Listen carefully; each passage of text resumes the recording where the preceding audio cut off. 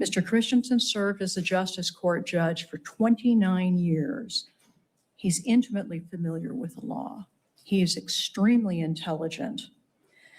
Per the Code of Judicial Ethics, judges are to be beyond reproach, both on the bench and off. Judges are not above the law, and judges are not to do anything to damage the integrity and reputation of the judiciary. Despite that, Mr. Christensen chose on multiple occasions to engage in behavior that was both wildly appropriate and, in these situations, illegal. Now, as I review some of these, I want to make it clear Mr. Christensen is not being punished for anything other than the crimes to which he has pled guilty. But these facts go to specifically the question of whether Mr. Christensen is a risk to the community and whether he is amenable to rehabilitation. While chatting with the individual who claimed to be a 30-year-old girl, Mr. Christensen sent a video of himself. And I know many watching this channel won't be surprised to hear that a sitting judge happens to be a PDF file. It really would explain the incredibly low sentences in the state of Utah for crimes of this nature. And yes, we have covered hundreds of parole hearings out of the state of Utah. We have always wondered, why is it that the worst of the worst kept getting away with slap on the wrist sentence after slap on the wrist sentence? And we've all wondered, are the judges in cahoots? Well, certainly this one was. And do you know how he got caught? He got caught because the fire chief in his town, Ned Brady Hansen, was caught being a PDF file as well. And this judge was the sitting judge in his case, and he let him out on a shocking no bond case. Well, the fire chief couldn't help himself, so he got caught in another sting operation doing the same crime, and that made the FBI say, this is odd. Let's look into the judge. Sure enough, the judge turned out to be a PDF file as well. But not just that, he's actually alleged to have had a relationship of a nature with the fire chief. And they would fantasize together about their PDF file fantasies.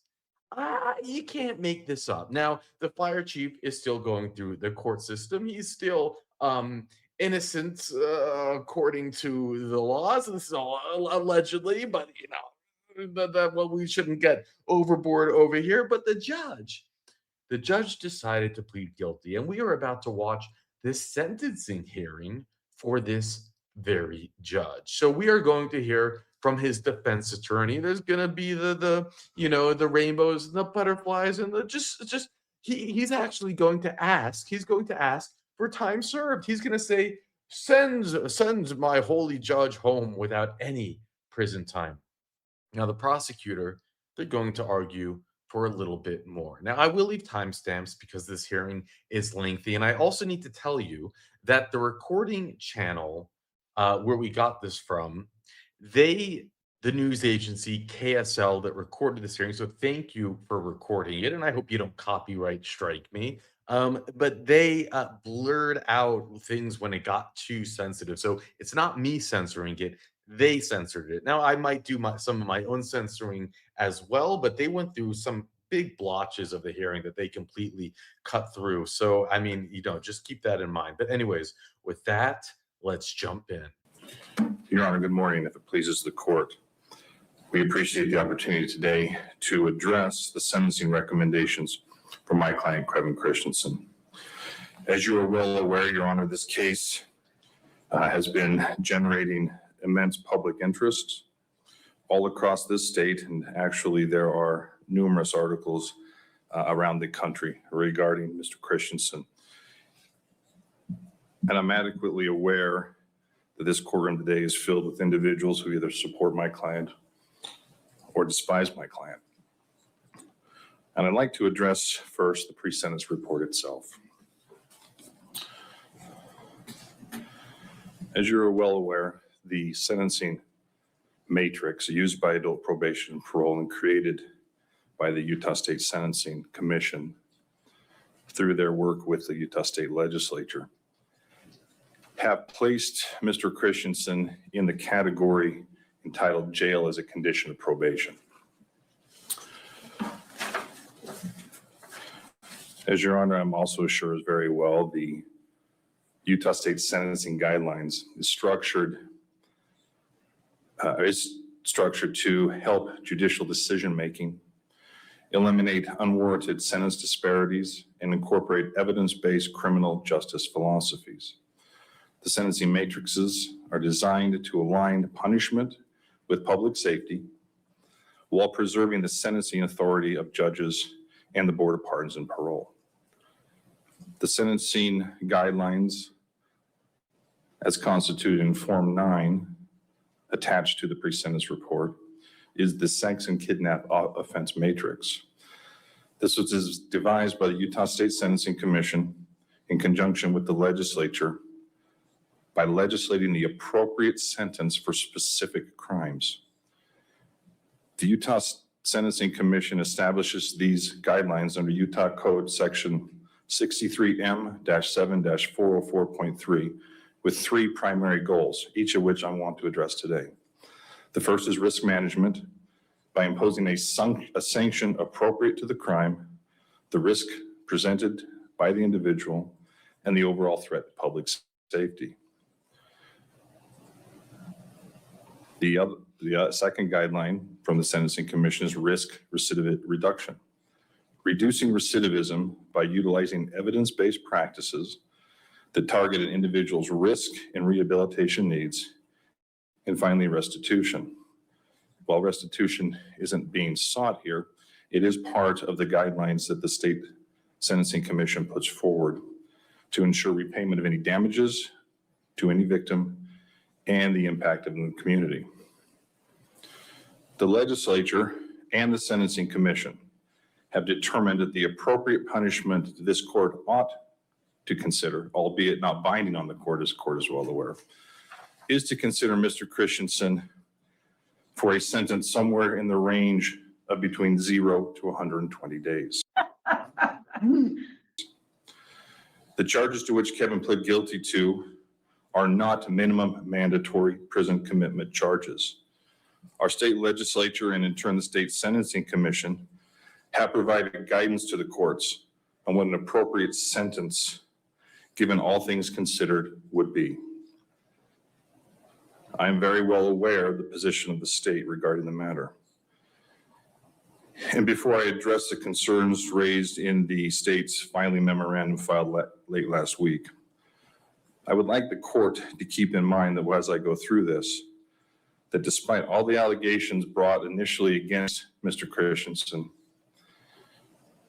and those brought up in news filings, media outlets, and social media, the truth of the matter is that during the 15 months that Kevin has been in custody, and despite every electronic device being taken from his home and searched thoroughly by the FBI, not a single item of was found. No pictures, no videos, nothing. Not only that, there was never found any individual who could actually be determined to be or an ICAC agent acting as who Kevin was chatting with. I will let the court know that the FBI even went to South Carolina to speak with an alleged victim in the case. That turned out to be someone who indicated that it wasn't her. And so the FBI ceased its investigation with regard to having any children on the other end of these chats.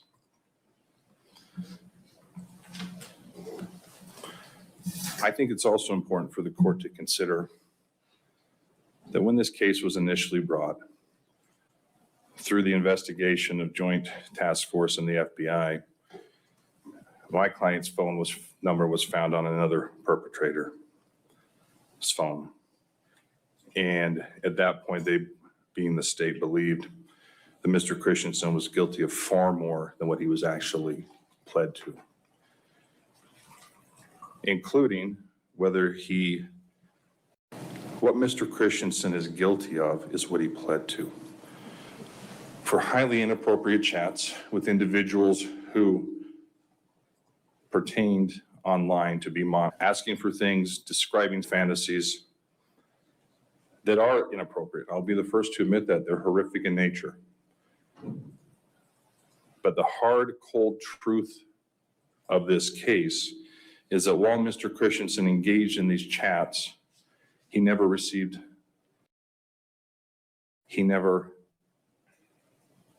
touched a single person. There was no hands-on anywhere here.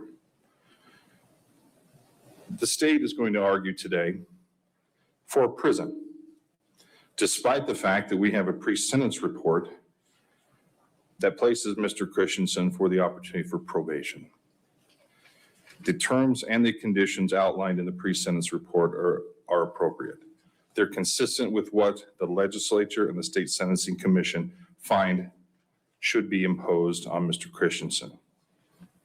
He has served 459 days in jail. The top end of the sentencing matrix is 120. About 3.5 times past even the top end, he has been in custody. He has served sufficient amount of time, Your Honor, and I'm asking the court to grant him the opportunity for probation. Now, as I mentioned, the state, and to their credit, they haven't deviated from this position from the very beginning. They want Kevin to go to prison. They asked the court to look at the 4 factors laid out in section 76-3-201, sub 2, sub C, as reasons why this court should deviate from the state's legislatures and state sentencing commission's guidelines. The first factor being the nature and circumstances of the offense, including the nature and gravity of the harm caused by the individual's criminal conduct. Again, we'll be the first to admit that the nature and circumstances of the offenses Kevin created are horrific. They tore apart his family, and the nature of these online chats to the unknown individuals are terrible. While obviously troubling and graphic, those chats did not lead to any tangible evidence that Kevin received material. As I mentioned previously, they did extensive research, investigation, and found nothing. One of the chats, which I'm sure the state will bring to the court's attention today, involved an alleged 16-year-old. And it mentions during this chats of him receiving an image.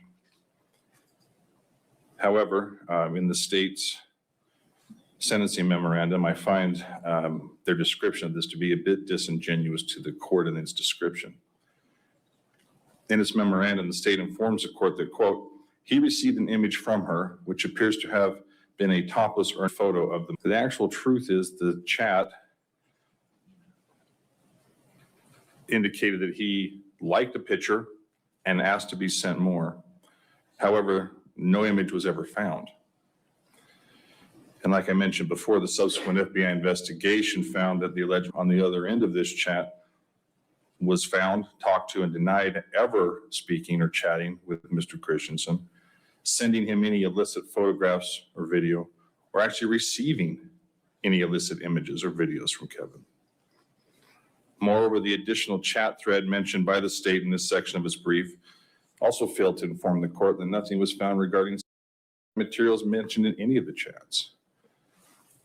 The gravity of the harm charged by these chats, while obviously disturbing, is very low.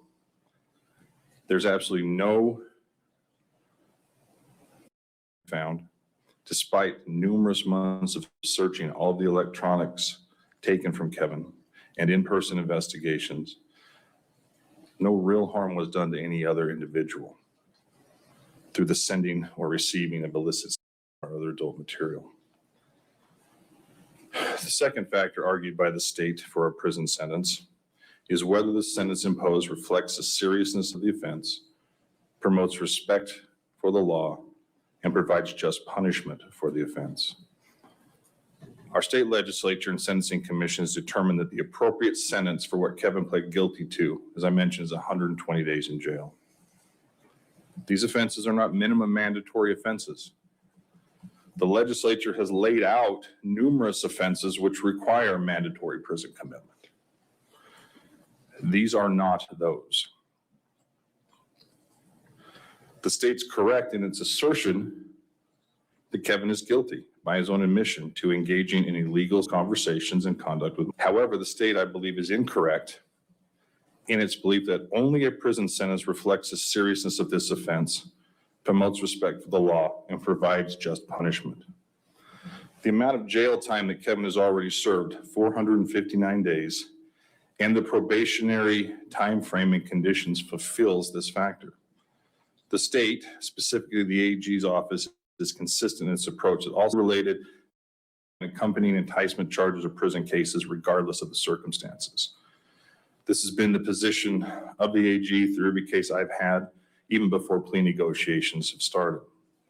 However, what I believe the state fails to take into account, and what I'm asking this court to do, is to consider the amount of time served, the willingness to engage in meaningful counseling, and the terms and conditions imposed by Your Honor and APP as just punishment in this matter. Prison does nothing to facilitate furthering this factor. As outlined in the pre-sentence report and in Dr. Hawk's report, Kevin is low risk to reoffend. He is open to and amenable to counseling. That counseling has been set up for months, just waiting. He has began counseling while in jail through Suncrest. I believe I sent Your Honor over a letter from Suncrest on the counseling that has been going. Because this is not just a request for release into the community and go about and live your life. There are really serious ramifications for being on probation with AP&P and being on the sex offender list and having to abide by the Group A sex offender conditions. All of the terms and conditions outlined in the pre-sentence report, all of the requirements that Dr. Hawk sees fit to complete, give rise to a meeting of the second factor that the state has presented as a reason for prison. I counter that prison does nothing more at this point than be a punitive nature, because these are third-degree felonies, because of the amount of time served. The real likelihood is if a prison commitment is given, I don't think he'll be down long enough, given his lack of criminal history and age, to complete any of the sex offender treatment that the prison has to offer. We have that availability for him to begin immediately. And as Your Honor knows, in working in specialty courts, engagement in treatment is absolutely the best course one can take to avoid recidivism. And while normally working in drug courts and DUI courts, I see that. There's also the addictive qualities of the nature of the offenses that Kevin committed. He recognizes that he needs help. He recognizes that he can't do it on his own. And as such, Your Honor, the punishment provided or requested by the state delays even that additional treatment. There's a waiting list at the prison to get into these treatment programs. And they're typically for individuals who are down on the minimum mandatory 10, 15, 25 to life sentence. These are 0 to 5s. With 15 months already under his belt, the likelihood is they won't keep him long enough to be able to even start the program. But that programming now is available to him today. The third factor that the court is asked to consider is whether the sentence imposed affords adequate deterrence of criminal conduct. Again, the state believes that the only option for this court to afford adequate deterrence of this behavior, and again, I disagree, is for Kevin to serve prison. Kevin sat in solitary confinement since his arrest for 459 days. Prison is not going to provide any further opportunity for deterrence. Sitting alone with your thoughts for 459 days, recognizing that a life you built is destroyed, that family members no longer wish to be a part of your life, that your career and your standing in the community is gone. There is nothing more than someone can do than spend 459 days in solitary thinking about what he has done that would give any more opportunity for deterrence than sitting at the prison for a couple more months before he's released on parole. At this point, the additional time is strictly punitive. AP&P laid out specific conditions for probation. Those conditions adequately provide additional deterrence. We have treatment. We have Group A sex offender conditions. We have the sex offender registry. Probation, as Your Honor knows, is not a right, but a privilege. And I've spoken to Kevin about that. And I've also spoken to him about my reluctance at times to ask for zero tolerance probation. Because I believe as an officer of the law of the court, when I appear and ask for zero tolerance, if someone screws up, I can't come back and ask and just say, just kidding, give them another chance. But this probation should be a zero tolerance probation. These offenses are serious, but they're not the type that need to send someone to prison. He needs an opportunity for probation. And I recognize the counter with that would be, well, he'll get parole. But again, any additional time spent in custody at this point is so far beyond what our legislature and our sentencing guidelines have presented to the court for guidance that it is just strictly punitive at this point. Your Honor's had the opportunity to read through the evaluation submitted to the court and the Suncrest counseling. Both Dr. Hawks and the counselor for Suncrest indicate that treatment is necessary for Kevin. And he needs to get in it and engage earnestly as soon as possible. This type of treatment will afford adequate deterrence of additional criminal conduct. The mere fact alone that someone commits the crimes that Kevin pled to is not an automatic prison sentence. The sentence recommendation by APP is appropriate and meets this third factor's requirement. The state is in essence essentially asking this court to go against the legislature and the Sentencing Commission's intent for crimes of this nature in order that prison is the only appropriate sentence for these type of offenses. The state is asking the court to, quote, send a message. These types of offenses will not be tolerated in Utah. What the state is asking the court to do is become an activist judge on the bench, which the legislature has railed against in the last couple of months, and make a determination that Your Honor will send everyone convicted of these offenses to prison. But the fact of the matter is the legislature has said this type of offense for what he pled to, given where he falls on the matrix, should be 120 days top end, not a prison commitment. So by the state asking the court to send a message, it's asking the court to disregard what our elected officials have put into place as a guideline.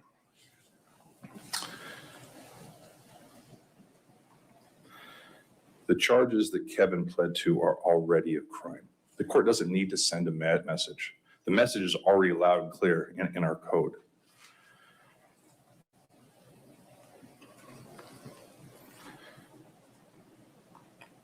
The state also insinuates the fact that Kevin was employed as a justice court judge, that he should go to prison because of that, because he should have, quote, known better. Your Honor, I think it's a fair statement to say that everyone should know better than to engage in this type of conduct. It doesn't matter if you are a sitting justice court judge, if you work in law enforcement, if you are an Uber driver, if you work on the building next door that they're building. Everyone, regardless of their position in life, should know better than to commit these crimes. And to hold Kevin to a higher standard because of what his position in the community was is frankly unfair. Yes, he should have known better. We all know that. But because of his position as a judge, Your Honor should not take that into consideration with regard to the sentencing. The state legislature, the Sentencing Commission, there's nowhere on this matrix that says, let's give him additional points because of what his job was. There is absolutely no evidence that any of these chats that Kevin engaged in were done while he was sitting on the bench. What Kevin did, he did as a private citizen. He didn't use his position as a judge to do any of this.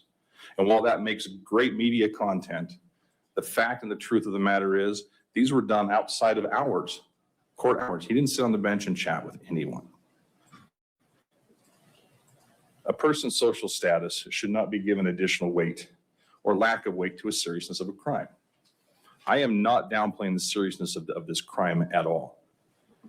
I have stood before every judge in this building with similar like cases with individuals who have been unemployed, who have had great jobs, who have been mediocre jobs, that have had hundreds, if not thousands of images of child, who have gone hands-on with children.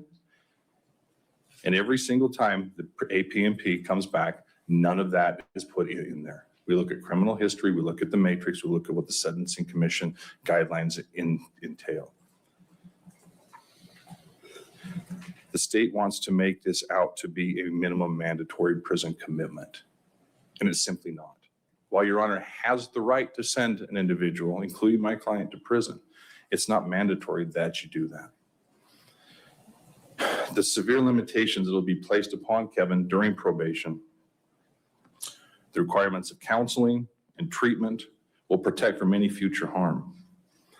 And that is the fourth factor that the court is asked to consider, is whether the sentence Your Honor imposes will protect the public from any future offenses by the individual. Now, to be frank, this is a trickier one because, as Your Honor knows, and you've probably seen this in your career, you see the same people come through your courtroom. They'll be on probation, they'll do well for a time, and then they'll screw up again and they come back. Repeat business is a real thing, unfortunately. However, the pre-sentence report, Dr. Hawks's recommendation, Suncrest's recommendation, indicate that treatment will help protect from future offenses by Kevin. Now, the limitations that are requested, they're not foolproof. I'm not naive enough, I'm sure the court is not naive enough to recognize that nothing is foolproof while you're on probation. That includes parole as well. But what will really help is an individual beginning the healing and treatment process, to recognize the underlying problems that exist, to get into treatment to fix those before an individual picks back up a phone or a computer and logs onto these sites and starts chatting again. Treatment really is the only way to protect the public from any future harm for these type of offenses. And that is set up. That's ready to go. It could begin tomorrow if the court follows APMP's recommendation. Dr. Hawks and APMP don't consider Kevin on the high risk to reoffend, and they recommend immediate participation in this treatment. There's also going to be additional conditions placed upon him to protect the public during the probationary time period. He's not going to have the availability to internet to access the internet. I'm sorry. He is going to be under APMP's thumb with regard to any communication at all with anyone, including children. The Group A sex offender conditions, they don't stop when probation ends. They continue. The harsh reality of this case is that while Kevin's offenses are grotesque, they don't require a lifetime of incarceration. Eventually, regardless of what Your Honor sentences to today, he's going to be back. It's not a lifetime sentence. He is going to be back in the community. And unfortunately, I believe that a prison commitment would only negate the availability of immediate treatment. So in my estimation, a prison commitment will actually not do anything to help protect the community other than keep him out of it for a few more months, which he's been out of it for 15 almost at this point. It's simply, I believe, a fallacy to believe that prison is the only option to protect the community. The state, again, I believe, is distorting the facts of this case to make Kevin's behavior seem even more egregious. As I mentioned before, Kevin never committed these offenses while acting as a judge. There's no evidence to that. The state argues, and they quote, and I quote, suggests the defendant was committing these crimes while acting as a judge. Well, they can suggest all they want. The facts are it didn't happen. And while these statements are inflammatory, I believe they should be disregarded by this court.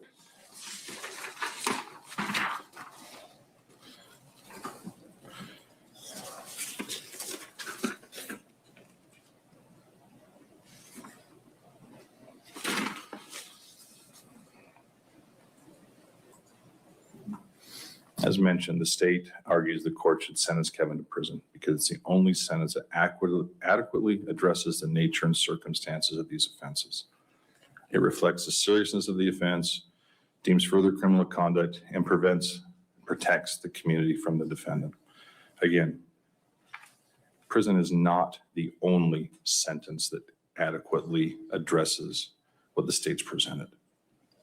Probation does the same thing. Treatment does the same thing. All prison is really going to do is keep Kevin out of the community for a little bit longer.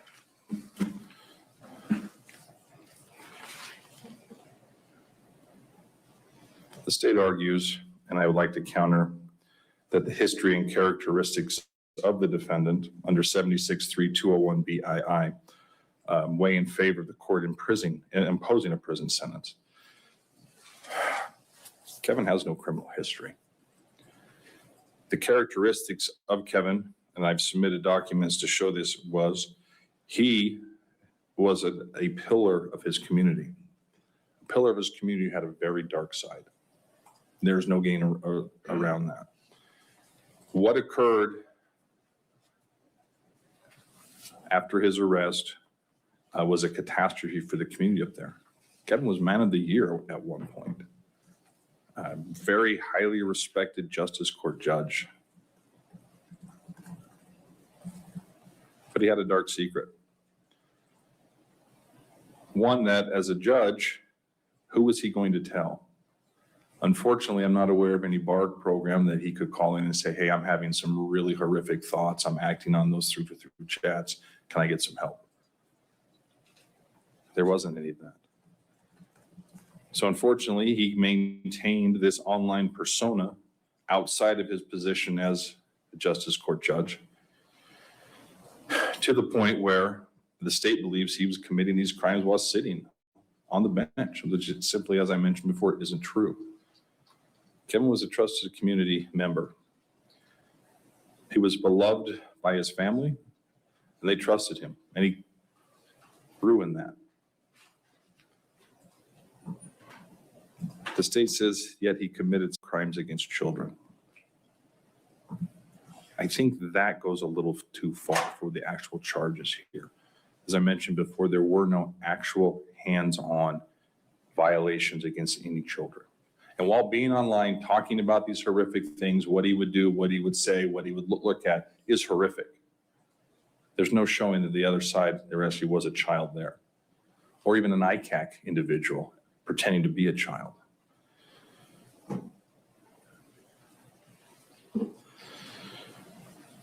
The state makes these chats out to be what they call conversations. Yeah, I agree with that. They were conversations, but they were only, and I don't want to sound like I'm downplaying this, but they were only conversations. There was no acting on those conversations. And we're thankful that that never happened, that he had some amount of self-control never to touch a child. That is why, Your Honor, the treatment is so necessary here, is because for 99% of his life, he was a pillar of the community, but there was that one dark little area that needs to be fixed. He'll never get back to what he was. He recognizes that. He's going to be a pariah if he continues to reside up in Box Elder County because of the things he said and chatted about, and what the state has put on the record and the media has picked up on and social media has gone haywire over. But the fact of the matter is, These were conversations only. And despite having no criminal history, there's no evidence that these chats went back years and years and years and years. There is the time frame for which is presented in the plea itself. And it's simply not true that the conduct goes back several years. The state wants us to disregard the history of Kevin prior to this time frame and the good he did do, and send him to prison because of conversations. I disagree with that. I think what's presented to you in this pre-sentence report and what is presented to you through Rick Hawks' psychosexual evaluation are what need to be imposed in this case. In 76-3-201B3, I think that's a D. My handwriting is not the best, I apologize. Is that the state, as that statute is for the court to consider whether the sentence Your Honor imposes provides for rehabilitative needs. As I mentioned before, my understanding of speaking with individuals, including a couple of corporals who run the program is at the prison, the wait is so long that there are people just waiting and waiting and waiting to get into the program. And those with more serious offenses, they get priority because they're going to be there longer, so they get the top of the list. And the time frame in which to complete it is not sufficient for someone with a 0 to 5. So while the state argues that he can engage in sex offender treatment while at the prison, he can also engage in it on probation and be able to get into it much quicker. The state also argues that if he's released on parole, that a parole agent will be better to equip and monitor the defendant's transition back in the community.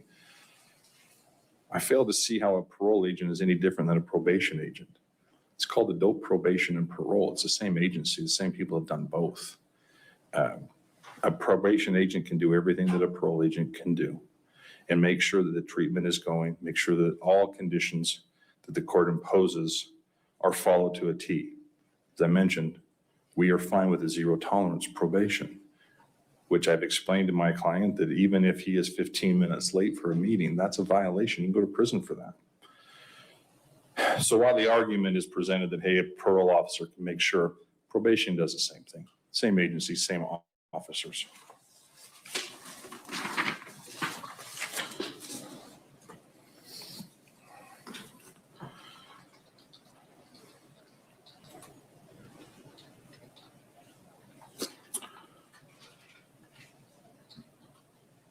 Again, the state is asking the court to deviate from the recommendation and saying that the sentencing matrix does not adequately represent this sort of case. I would be the first to admit that I've stood before numerous judges and asked the court to deviate from this if I don't like it, if I think it's too harsh. So I don't blame the state for saying that this should not be followed. But I disagree with them that this statement that the sentencing matrix doesn't adequately represent this sort of case, where I think the sentencing matrix absolutely represents this type of case. AP&P is known to deviate upwards all the time on sex offense cases. I've spoken to numerous agents. They tell me flat out, Ryan, we're going to deviate upwards on all of these. The problem we have here is you can't deviate upwards more than the 459 days he served, because that's more than a year, which probationary timeframes are precluded from being more than a year unless they're consecutive.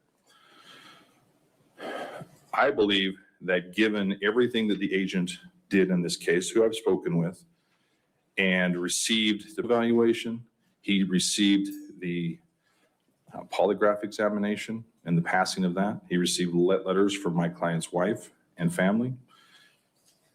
And he told me they spent a lot of time going through what the recommendation should be. And they believed, AP&P believed, that what was pled to and what the sentence should be is accurately reflected in their recommendation. The matrix indicates as such. The matrix, again, I'm going to hammer it, was not devised by myself, by Your Honor, by the State Attorney General's office. It was devised through the state legislature that we elect as elected officials, who then in turn help direct the Sentencing Commission to create. It was created to help Your Honor have a fair and just system to sentence like offenses the same way. It's not a federal system where you have to follow it, or they used to have to do that. It is a guideline only, but it is an appropriate recommendation in this case.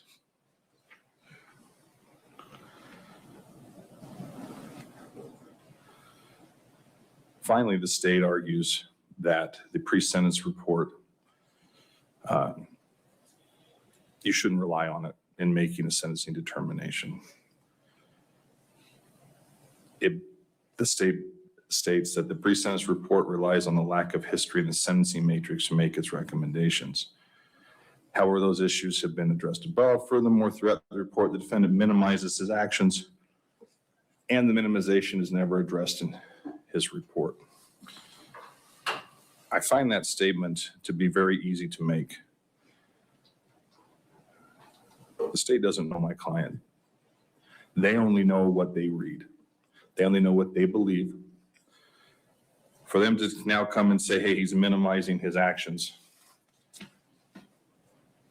I'll be honest, I've always had kind of a harder time when prosecutors have got up and said, hey, the defendant isn't accepting responsibility for his actions. Well, unless I have my client plead to an Alford plea, they are pleading guilty because they did it. Both the statement in advance of guilty plea and Your Honor will ask the defendant, are you entering this plea of your own free will and choice? Has anyone forced you to do it? Are you pleading guilty because you are guilty? Those questions were asked of my client. He said yes. He's not minimizing it. He admitted to doing it. It's very, very, very easy for a prosecutor to get up and say, he's minimizing his actions because of that, you should send him to prison. Your Honor, he has 3 third-degree felonies. He has a career and a life that was ruined. He's going to be on the sex offender registry for his entire life. He has to go through the Group A sex offender conditions. He's not minimizing anything. He recognizes the severity of what he did and the severity of the consequences of what he did. And because the state thinks he minimizes it, they're asking you not to rely on this pre-sentence report. If that were the case, why would we ever even need one? You should just sentence immediately to prison on any felony offense. That's what I read from the state's pre-sentence memorandum here, is because of the nature of the offense, because he was a judge, because these chats were horrific, he should go to prison. They take the power out of your hands completely, which isn't the intent. There are 3 separate branches of government for a reason.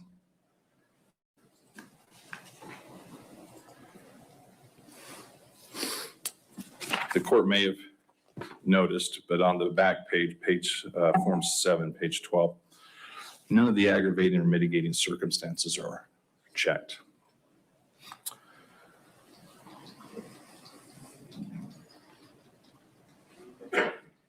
And while a lot of the mitigating circumstances aren't applicable because Kevin's been in custody for so long, I believe that a couple of them could be checked. The first is that he is engaged in community-based supervision and or treatment consistent with validated risk and needs assessment. That risk and needs assessment is done through RIC report. And the treatment, while not community-based at this point, has begun while he's been incarcerated. I couldn't imagine anything worse than sitting in solitary for the last 459 days doing nothing. But Kevin hasn't been doing nothing. He's been a model inmate. He's done everything that he can do while he's been in that isolation, including treatment. I've spoken with the deputies at the Davis County Jail about how he's doing, and they all, to a man, indicate that he is a model inmate, that he tries to help out where he can. It's very limited because of some safety concerns that he had, but he has provided a lot of good to people there. He buys books and then gives them to the library after he's done reading them. He's engaged in his treatment. The second mitigating factor I believe that should have been checked was that the individual's current living arrangement environment is stable and supportive of offense-specific interventions that do not enable continued criminal or unlawful conduct. Rudy Hernandez, who wrote the pre-sentence report, and I had a conversation where he had spoken to my client's wife, indicating that she is supportive of him coming home, supportive of him on probation, and would help do any monitoring or supervision necessary. But he does have a stable and supportive environment. I think those two mitigating circumstances should have been checked on this box. And while it wouldn't have lowered where he fell in the matrix, I think they are something the court can consider why this application or why this pre-sentence report is appropriate.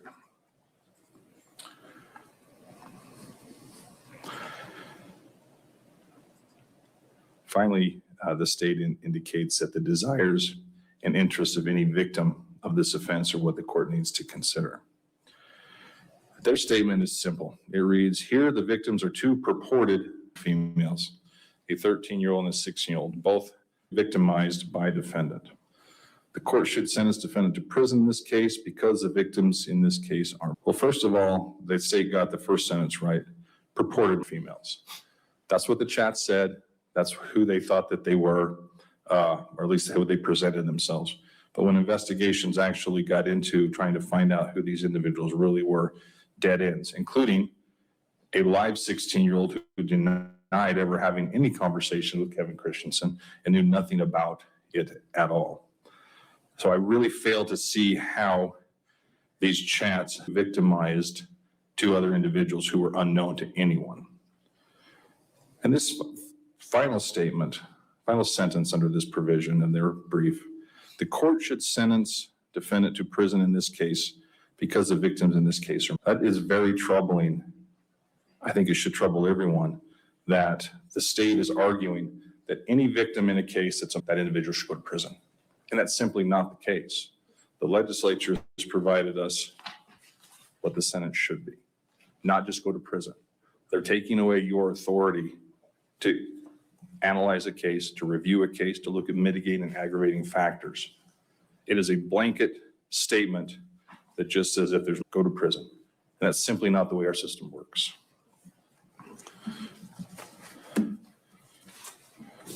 Your Honor, for the past 15 months, I have been asked almost on a daily basis on any court I go into, hey, how's Kevin doing? Is he doing okay? These are from members of the bar. And mostly I speak with defense counsel. I don't have anything against prosecutors, but most of my running group is defense. They all appeared before him. And many times we weren't happy with his outcome and what he would do. But they all, to everyone I've spoken with, asked about how he's doing. And then I get asked, well, why did he do it? And that's the question that I never have an answer for. Well, I don't know why. That's not my position to try to figure that out. My position is try to protect his rights and try to come up with the best solution we can. He's admitted his faults. He's admitted his crimes. He wants to make amends. He's made provisions that he can begin the treatment. He can begin the healing process. And it's not going to be easy. I've told him this is going to be a long, hard, arduous road. But he wants that opportunity, Your Honor. He wants the chance to provide, I don't want to say closure, but provide knowledge to those that he has harmed, that he's not going to ever do this again. And he's going to ask and reach out for help, because that was one of the things that he and I spoke about, is why don't you just talk to somebody? And he said to me, who could I speak to about this? I'm a judge. I can't go just call the bar. I can't just go talk to my wife. It's embarrassing, it's bad, it's horrific. But Judge, he's accepted responsibility for it. It's time to allow him the opportunity for probation.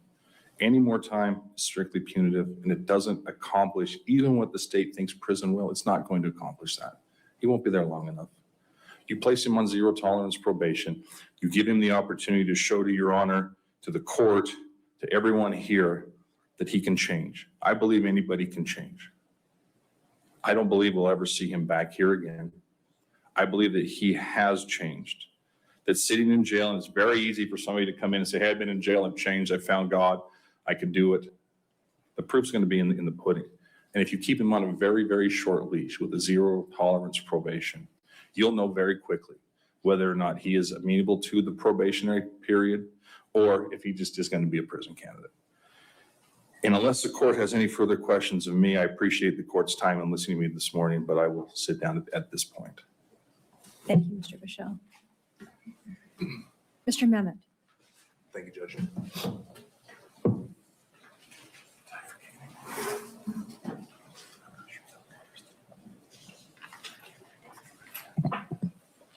Judge, the court should sentence the defendant to prison today. And the court should sentence the defendant to prison because he uses the internet to children. Mr. Christensen spends his time telling other online how he would like children, how he prefers the age range of 0 to 15, how he uses encrypted apps to build his collection. And then, when he finds himself in conversations with an actual 16-year-old, he sends her a video of himself and begs her for additional images of her. When he finds himself in conversation with a 13-year-old, he sends her an image of it and asks if she likes it. He committed these crimes while being a judge, a member of the legal community entrusted with the task of enforcing our laws and sentencing others. The court should sentence the defendant to prison because his crimes are egregious sex crimes against children.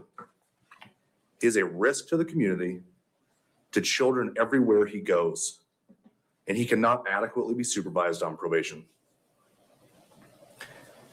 And Mr. Bichelle did some describing of the way that this investigation unfolded, and so I'll briefly summarize here. The FBI came into possession of social media chats from Mr. Christensen. When they first came into possession of those conversations, they saw in those chats the messages about using an encrypted app to obtain. And so the FBI acted quickly. And with the information that we had from those chat conversations, there was probable cause that the defendant had committed a number of crimes. The defendant was arrested. It was after the arrest that the FBI learned that the defendant had recently gotten a new cell phone. His electronic devices were seized from his home. But despite the ongoing investigation that occurred after Mr. Christensen's arrest, Mr. Bichelle was right. There was no found on his device or devices. No children came forward and disclosed hands-on offenses. And there were also no evidence of the chats from social media on any of Mr. Christensen's electronic devices once they were forensically analyzed. What we did have evidence of are the crimes to which the defendant pled guilty. The chats that I included in the state sentencing memorandum as exhibits 1 and 2. So then we look at those. We look at the nature and the circumstances under which these crimes were committed. Going slightly out of order, exhibit 2 is the chats with the 13-year-old. That's the conversation in which Mr. Christensen asked a 13-year-old girl about her usage, about her practices, sending an image of her before asking her to describe her. He states that he loves primary girls and then discusses with another online in detail the way that he would her. So when the court is considering the nature and circumstances of the crimes that Mr. Christensen committed, this is the context. Crimes do not happen outside of their context. These chats do not happen in a vacuum. These were not the only 2 chats that Mr. Christensen engaged in. The FBI did not catch Mr. Christensen his first time using social media to engage in these conversations.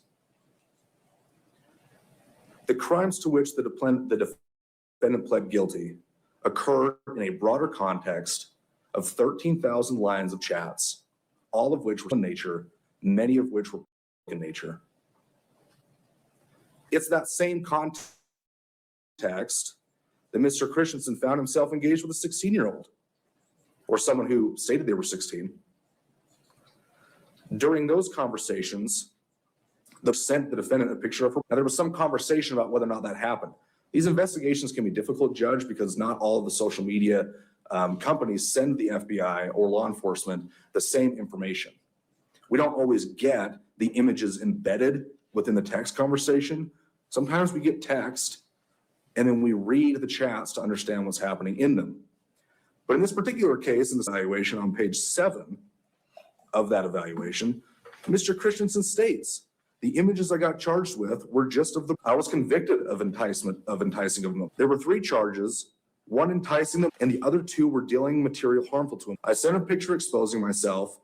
Whoever sent me, they said they were. And so while based on the context and the conversation that Mr. Christensen was having with the 16-year-old, the state knew that an image had been received because Mr. Christensen in those chats continually says, quote, I can't stop looking at your. But we have the added benefit of knowing that he received those images because he said so in the evaluation. In that same chat message, he sends a video of himself and the 2 of them discuss that video at length.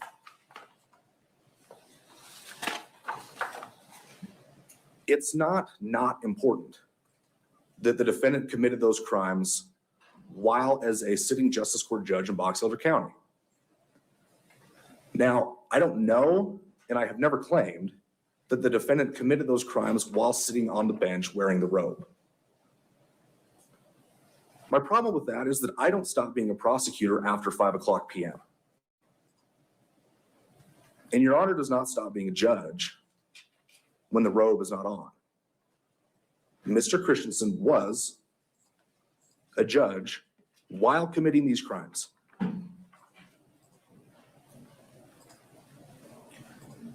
A prison sentence is the only sentence that adequately takes into account the crimes and the circumstances of the defendant's crimes. And the court needs to decide today whether or not the sentence that the court imposes reflects the seriousness of those crimes. That is a consideration for the court, whether or not the court's sentence today adequately reflects the seriousness of the crimes and the circumstances in which they happened. One of the primary things that the court should consider is the deterrent effect of the sentence that is imposed. Mr. Bichelle is right. I am asking this court to consider what message the court's sentence sends. But I'm not the only one asking the court to do that. So is the state legislature in the sentencing statute. This is when the court considers the important aspect of criminal deterrence. In other words, Judge, what does it say to the people of Utah if this court sentences this defendant to jail or probation? What does it say to the people of Utah and would-be criminals when the court sentences this defendant to prison? The court should send the message that these sorts of crimes will not be tolerated because the children of Utah are protected from defendants like Kevin Christensen.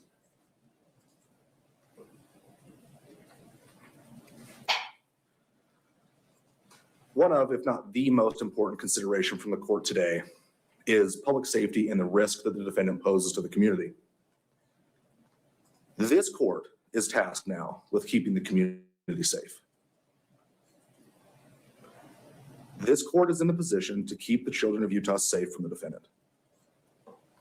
The defendant's online actions have real-world consequences.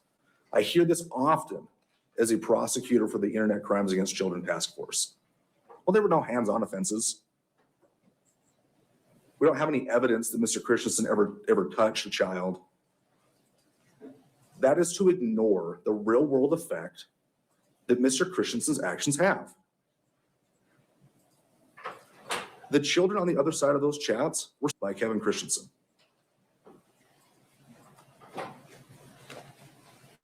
The 8-year-old girl from church whose images are now in the hands of who knows where were victimized by Kevin Christensen.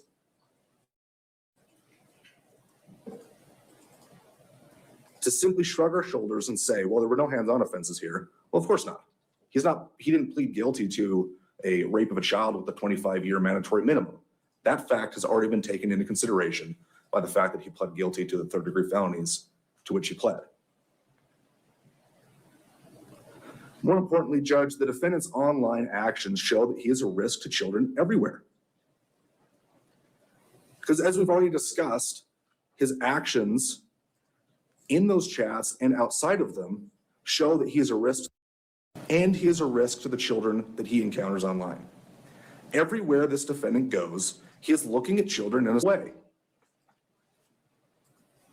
Hands-on crimes are not the only ways in which a child can be victimized. So then we get to a consideration about where the defendant should get his treatment. Because as Mr. Bichelle correctly points out, the sentence that the state is asking the court to impose is a 0 to 5 prison sentence. Mr. Christensen is not up for a life sentence in this case. But there's a difference between whether or not the court sentences Mr. Christensen to prison, where he can receive sex offender treatment, or if the court simply releases the defendant now, prior to any treatment being completed. The court needs to decide whether or not Mr. Christensen is someone that the court is willing to risk releasing back into the community prior to any sex offender treatment being completed. Now, there's the question as to whether or not the defendant would be in custody long enough for him to do treatment, but that is not a question for the court today. That's a question for the board. And if the parole board wants to make the mistake of releasing Kevin Christensen prior to him completing his sex offender treatment, then that is up to the parole board. The court should not make that mistake. The court should not release the defendant before he has completed any sex offender treatment.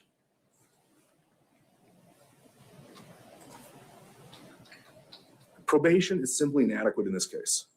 AP&P and defense is asking the court to give the defendant credit for the time served, which is significant. He has served a long time, and place him on probation immediately. That puts him back in the community, back into the hands of the family who love and support him, the family who has written in his defense, and the individuals who no doubt have been distraught. I can't imagine what this family has gone through since Mr. Christensen's arrest. But the people that he would be going back to are the ones who have written this court in support of him, in justification of him. The court would be relying on AP&P's occasional check-ins and the family members who desperately want Mr. Christensen out of custody to monitor him. That's not even mentioning the fact that these crimes happened while he was in that same position. Mr. Christensen committed these crimes while in the community, committed these crimes while at home, committed these crimes around his wife. And that's why probation is inadequate. The other reason that probation is inadequate is that the defendant was a judge before this. He sentenced people to jail and probation. He has in-depth knowledge of how this system works. And we've seen evidence of his level of sophistication.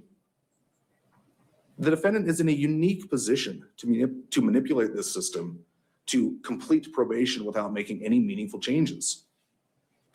Some evidence of this is the fact that he had a new phone that he received or that he purchased just before the FBI showed up at his house. There was no evidence of on his devices, despite the fact that he talked about possessing in the chats and admitted to receiving them on this evaluation.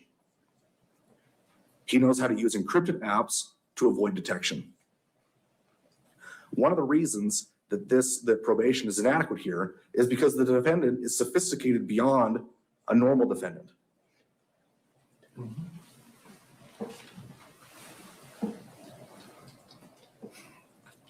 The things that I've discussed so far are the things that the court under Utah law must consider above any interest of the defendant.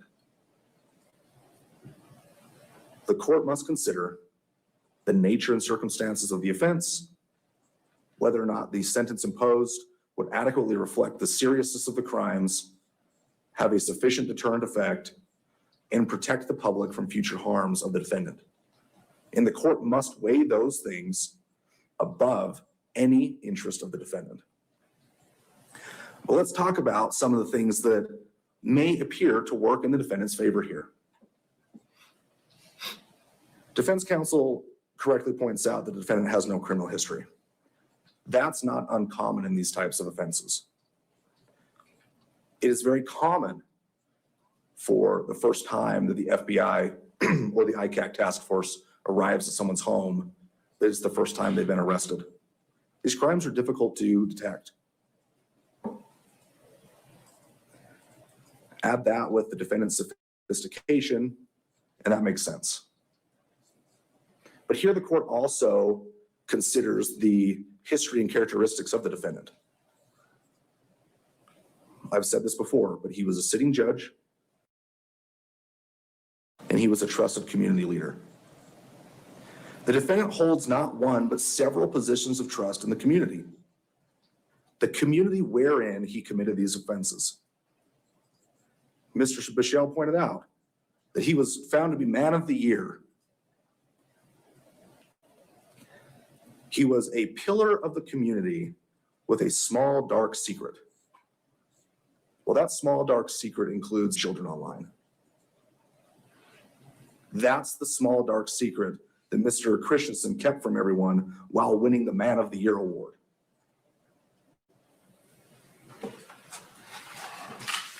He was trusted by the legal community to uphold our laws and enforce them.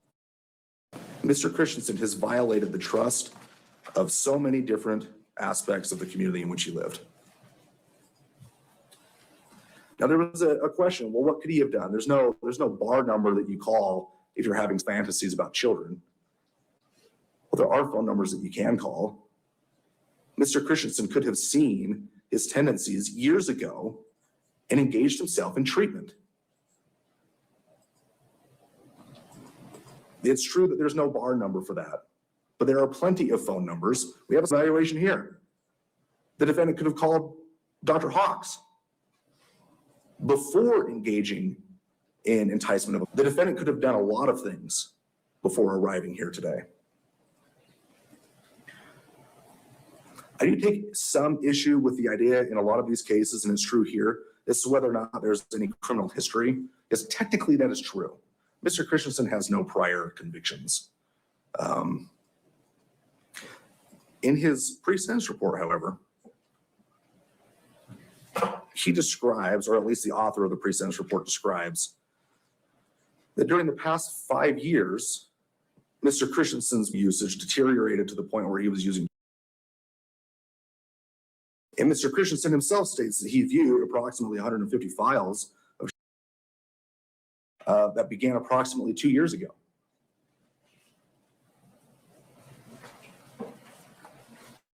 We have some incredibly disturbing chat conversations between Mr. Christensen and other online, where he discusses into the pancake batter of his teenage daughter.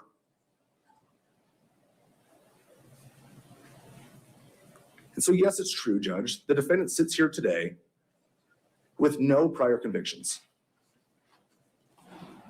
But it is not to say that there's not any history of this sort of behavior. There is, on the most extreme end, these sorts of acts beginning when his daughter was a young teenager. And there is, on the most favorable end for Mr. Christensen, his own words, that he started looking at approximately 150 images of 2 years ago. So I don't think the fact that he has no criminal history, quote unquote, is as dispositive as the defendant would like it to be. It simply indicates that he's good at hiding these crimes over at least the last 2 years, maybe 5, maybe even more. A lot of time has been spent talking about the pre-sentence report and evaluation. So let's talk about those some more, because the state has significant issues with these. The first issue is that Mr. Christensen's timeline really doesn't line up. Was it 5 years ago or was it 2 years ago that he started looking at? And in the same paragraph where he states that he has viewed approximately 150 files of beginning approximately 2 years ago. He also denies having any issue with seeking your viewing. Both of those statements cannot be true. We know which one is because in online chats with an online user named Who's That Perv, the defendant describes the way that he would use encrypted apps to quote unquote build his collection of children aged 0 to 15, because he quote loves young. And he would build that collection so that he would have images with which he could quote trade in perv. So we know that when he denies issues of seeking, he's not being truthful.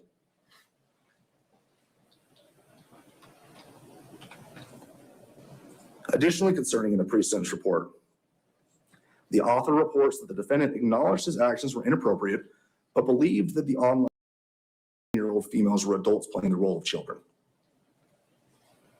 Well, that can't possibly be true because, as defense counsel stated, the defendant stood here and pled guilty to believing that it was a 13-year-old and a 16-year-old. To commit the crime of enticement of the defendant must at least believe that the person with whom he's engaged in those chats is, in order for him to be guilty of these crimes, he must believe that he's talking to a 13-year-old and a 16-year-old. Yet when interviewed by APMP in the preparation of this report, he continues to deny that. He holds to the story that he thought they were adults. They cannot have been adults if the defendant is truly guilty of these crimes. The defendant continues to minimize and try to skirt responsibility for the crimes that he committed by holding to the same story that he believed that they were adults.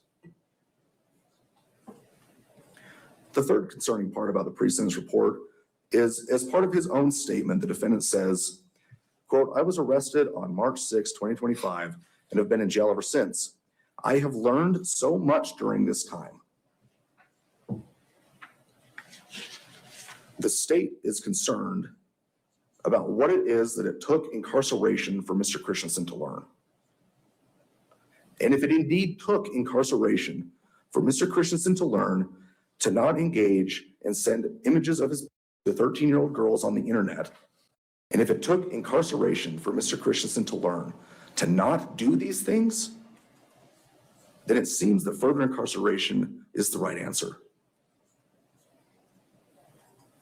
Because that's what it took for Mr. Christensen to learn not to commit these crimes. Those are the reasons why the state has trouble with the pre-sentence report and does not believe that APMP can adequately supervise Mr. Christensen. Because in his report, he admits to viewing and then denies it. He pled guilty to these crimes, but then continues to insist that he was only talking to adults. And it took him being incarcerated to learn that he should not do these things. APMP doesn't seem to have recognized any of that. They simply said, well, the matrix says that his jail is an initial condition of probation. They did not seem to recognize the various inconsistencies and untruthful statements. The problems with this are maybe even worse. Because starting on page 10, or the very bottom of page 9, I suppose, the author of the psychosocial evaluation states, quote, "His profile is broadly consistent with adult male sex offender norms with no statement to reoffend. He made no statements suggesting he was reoffend." Well, at least the defendant made no statements that he would reoffend.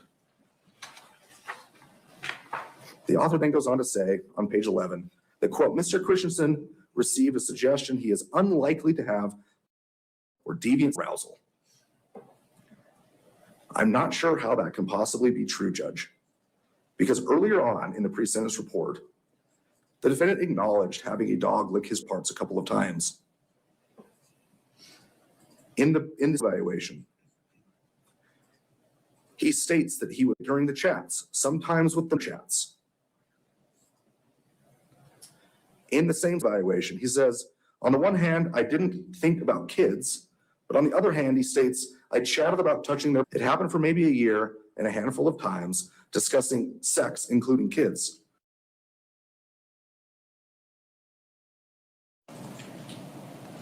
In the same evaluation, the author reports that, quote, Mr. Christensen admitted to having thoughts about female children.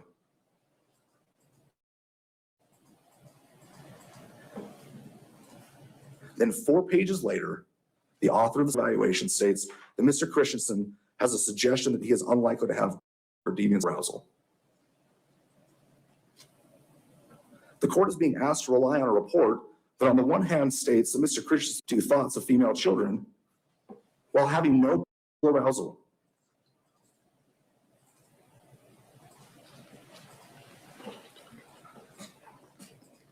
So while it is true that based on the pre-sentence report and this evaluation, it would make sense to put the defendant on probation. But the evaluation contradicts itself. And the pre-sentence report does not take into account any of the inconsistencies and untruthful statements of the defendant. That's why the court should not rely on them, and instead should rely on the factors that the court is required to consider above any interest of the defendant when making its sentencing today.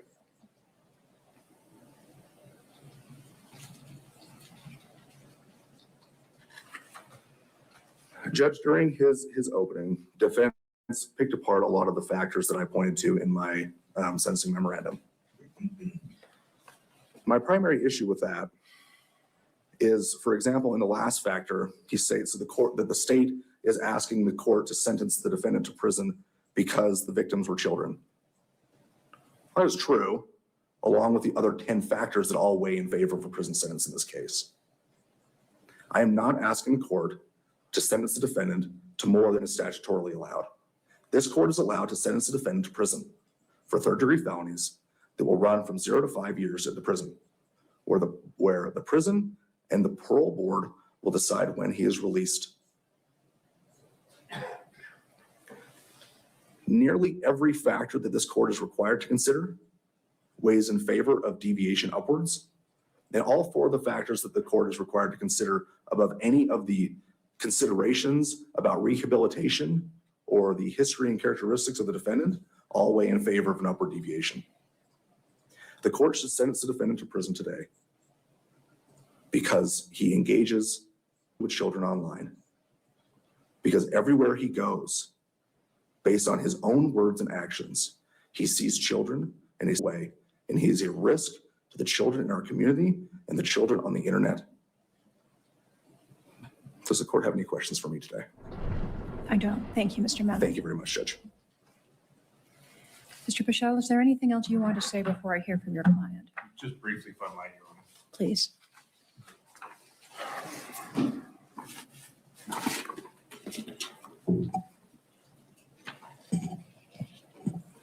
Your Honor, a lot has been made today with regard to the nature of the chats that were brought about by my client and when he's online and who he presents his online persona to be. While the state provides the court with some of the chats where he talks about a collection, the fact of the matter is there is no showing that there is any collection. The unfortunate reality with our society today is anyone can go online and be whoever they want to be. Kevin can go online and say that he has a collection, not actually ever meaning it. The proof is they never found anything. The state wants you to think about he got a new phone 2 weeks before he was arrested. Well, that phone was taken. Every other phone he had was taken. Every electronic device was taken from his home, including Xboxes. I think there was an Alexa that was even taken. And there was no collection of.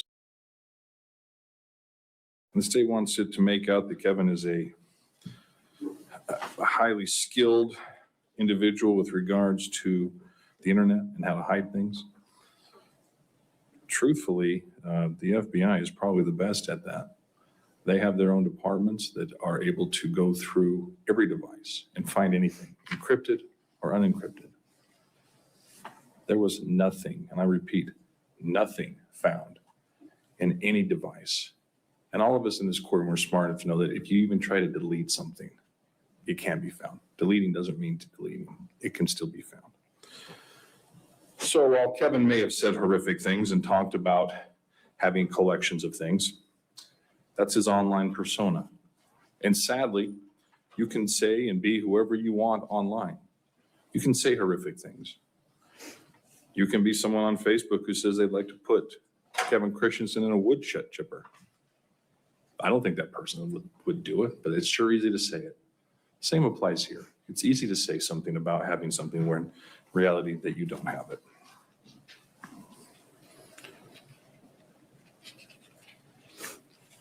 Again, and I probably will annoy the court with this, but the fact that the state is asking you for one of the reasons to send him to prison because he was a judge, I think is inappropriate. Yes, he was a judge. Yes, when he goes home at night, he's a judge. Same with you. The state goes home and they're a prosecutor. I go home, I'm a defense counsel. But our positions in society don't necessarily make up who we are all the time. When I go home, I like to put on t-shirts and shorts and go work in my garden. That doesn't make me a farmer, but I'm a citizen. Kevin's crimes were committed while as a citizen, not as a judge. And to hold him to a higher standard is just wholly inappropriate because of his position. There is a deterrent with probation, Your Honor. I've gone over that in my opening. I won't belabor the point. But I do take a bit of umbrage to the statement is, whatever your decision is, what is it saying to the people of Utah? The message has already been sent to the people of Utah. It is a crime to commit these offenses. If you were to give probation, if you were to give parole, if you give prison and he's put on parole, that doesn't change. The message is still there. You can't do this. You're not just saying to the people of the state of Utah, I'm a fan of this, so I'm going to put you on probation. No. You're not saying I'm not a fan because you go to prison. No. The legislative body has said this is a crime. That's already been said to the state.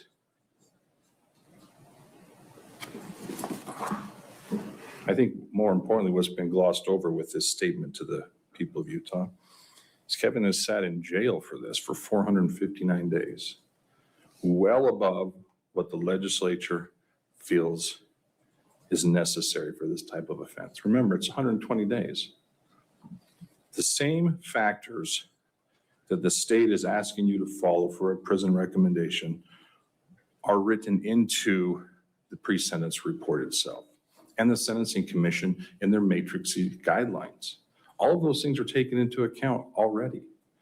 I have many, many clients who ask me, why do I have to go do a pre-sentence report? Why can't the judge just sentence me today? I don't want to wait 45 more days. And I give them two options. Well, we go forward today without the judge knowing anything about you, and they'll just sentence you to the max. We do a pre-sentence report so that the judge can get to know who you are, to know about the crimes, the person, all of the factors that were presented to you in the state sentencing memorandum are taken into account by AP&P conducting their pre-sentence report. And as I mentioned earlier, normally on sex offenders, they deviate upwards based on the exact same factors the state is asking you to consider for deviation upwards. The truth of the matter is the state of Utah, through the legislative, through the Sentencing Commission, and ultimately through AP&P, have taken this all into consideration and placed Kevin on a matrices that indicate 0 to 120 days in probation.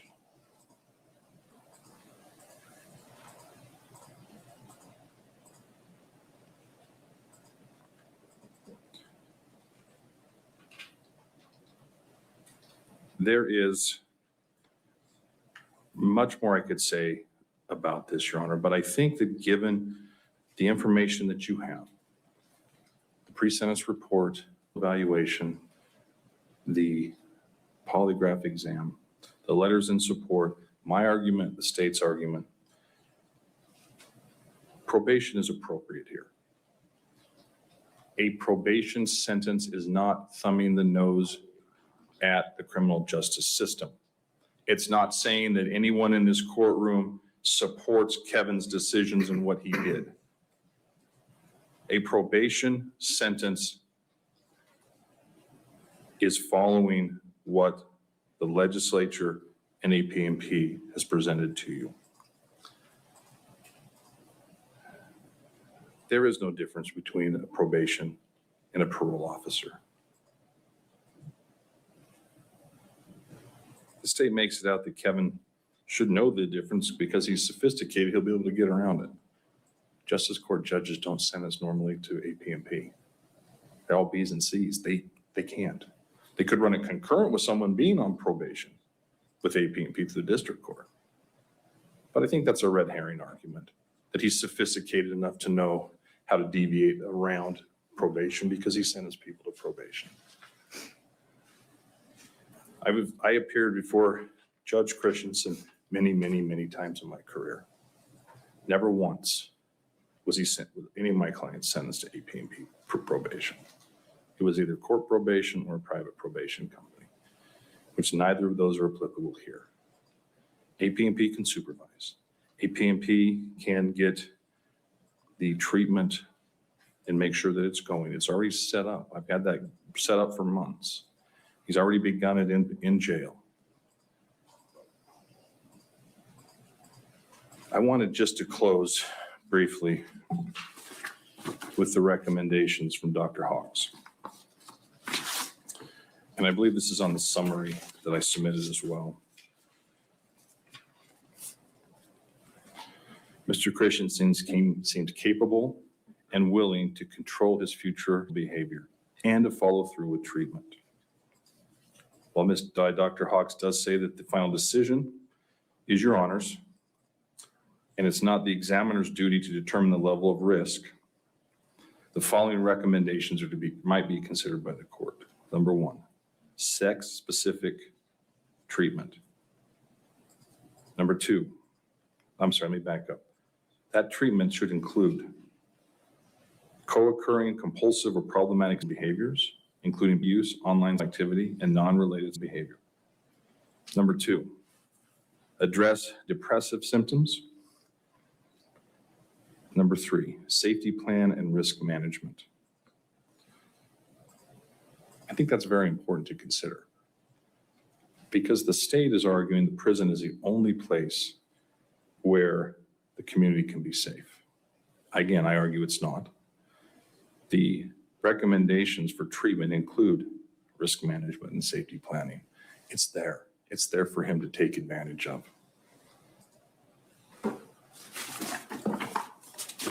Your Honor, in closing, Mr. Christensen takes responsibility for his actions. He knows what he did was wrong. I'm not downplaying the nature of those chats. They're very troubling. I've lost a lot of time pondering the best way to present it without seeming like I condone the activity. Obviously, we don't condone it. And it's sad for the girls that were talked about in such a way to trivialize them as objects for pleasure. The dad of two myself, it makes me sick to think someone would do that to my kids. But online, unfortunately, allows everyone to be either who they want to be, who they think they ought to be, or who they are. Kevin Christensen got online, got lost, believed in some of them that he was talking with other adults. Obviously, that we'll never know. And because of what he did, he was willing to take responsibility and say, yeah, these could have been children, and I am guilty of that. He should be sentenced appropriately. He should be sentenced to probation. He should be given credit for the time that he has served. He should be given an opportunity for a zero tolerance probation. And if the court requires 90, 60, 120-day reviews, we're fine with that as well to make sure he is compliant with any court order your honor imposes. I think the recommendation is appropriate. I'd ask the court to follow it. And unless the court has further questions for me, I'll submit. Thank you, Mr. Michelle. Mr. Christensen, is there anything you want to say, sir? Yes, thank you.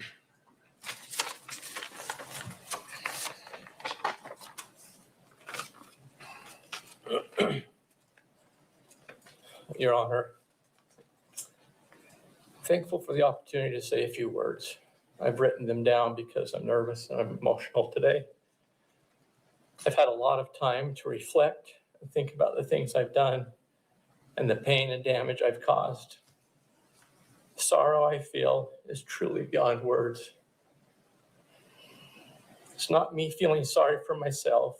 It's feeling sorrow for those I've hurt and betrayed. I'm so sorry for the hurt I've caused any victims or potential victims out there. The chats I initiated and participated in were truly awful. My heart is broken as I see how this has affected my family, how it has broken their hearts. I'll strive until my dying day to make things right with them if they'll let me. I'm sorry that I betrayed the trust of the public and the judiciary. A day has not gone by where I haven't thought of what I've done and shed so many tears. I stand before you ashamed and humbled, but I also stand here with hope in my heart for the future as I confront my past. I've changed a lot while in jail, but I recognize I still have a long way to go. My mind and thoughts are clear and clean. It somehow feels like my brain has been reset and is now ready to fully accept counseling and therapy. My counseling is all set up and ready to go. Your Honor, I really messed up.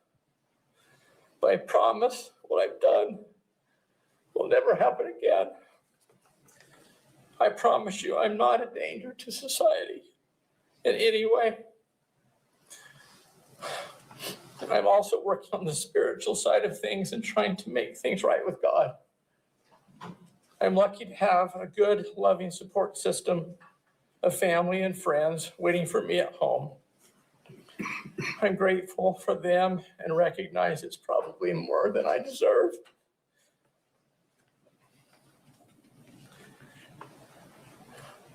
With their help, I know I will succeed, but words are cheap. So I want to show through my actions on probation and in my daily life that I am constantly striving to be better.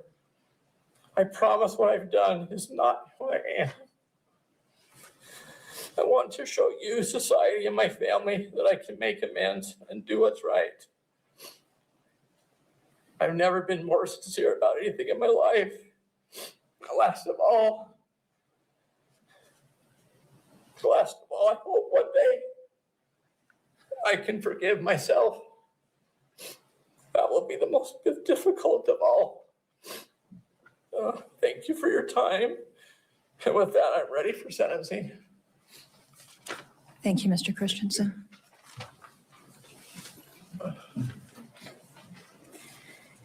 In preparing for today's sentencing, I have reviewed a number of materials besides the lot of letters that were submitted on Mr. Christensen's behalf. I particularly found Dr. Thompson's letter to be helpful and thoughtful. I've looked at awards that Mr. Christensen's received. I've reviewed the pre-sentence report, the letters from Suncrest Counseling, and the evaluation. Let me begin by explaining that there are limits on a court's authority in a sentencing such as this. The amended information that was filed in March of 2025 initially charged Mr. Christensen with 6 second-degree felonies and 2 third-degree felonies. If Mr. Christensen had been convicted of all of those offenses and given the maximum sentence, his prison time would potentially have been between 6 and 30 years. The actual time an inmate serves in prison, of course, is up to the Board of Pardons, as has been mentioned a few times today. But in April of this year, the charges were amended. All of the second-degree felonies were dropped. The new information listed only 3 third-degree felonies, and those are the crimes to which Mr. Christensen has pled guilty. Now, the court doesn't get to know why the charges were amended. There could be many reasons. The decision of what charges to bring ultimately is up to the prosecution. But with 3 third-degree felonies, the maximum a court could impose, even if the court chooses to do prison time and run the sentences consecutive, is 0 to 15 years. There are those in any crime who feel that the automatic sentence should be life in prison. And I want everyone, both in this courtroom and in the online world, to be aware that's simply not an option under the law. One of the first considerations the court has to consider in any sentencing is the pre-sentence report. Adult Probation and Parole recommends that Mr. Christensen be released with credit for the 459 days that he has served. And Mr. Christensen's scoring and placement mathematically in the matrix is largely based on the fact that he has no criminal history. There's nothing else with which he's been convicted. But the matrix isn't the be-all and end-all when it comes to determination of an appropriate sentence. It is not also the only indication of legislative intent. The legislature sets the punishments for the respective offenses, and for third-degree felonies, the legislature suggests the appropriate punishment is between 0 to 5 years in the Utah State Prison. That is a flaw in the way that the matrix works, in my mind. And I think this report is also flawed in that the investigator considered neither aggravating nor mitigating circumstances and made no reference to the admissions from this evaluation. There are mitigating factors here, as Mr. Bichelle pointed out. The stability of the home that is available to Mr. Christensen is one of them. But I disagree with Mr. Bichelle that the prior position of authority in the community is not a significant aggravating factor that the court has to consider. Mr. Christensen served as a justice court judge for 29 years. He's intimately familiar with the law. He is extremely intelligent. Per the Code of Judicial Ethics, judges are to be beyond reproach, both on the bench and off.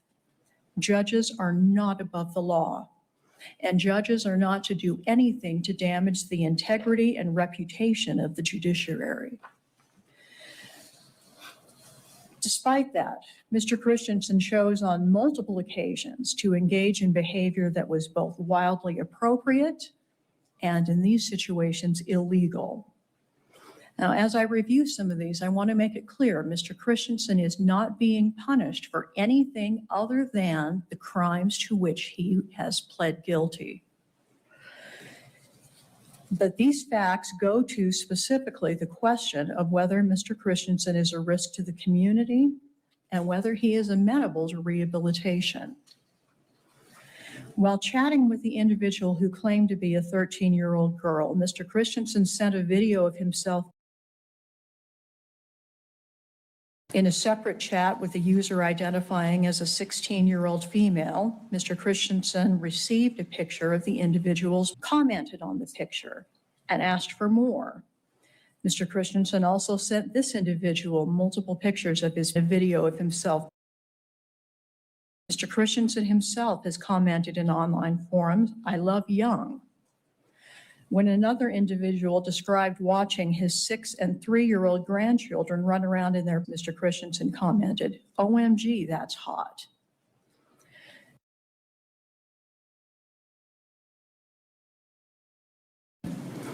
He admitted to having thoughts and feelings about female children along with males and females.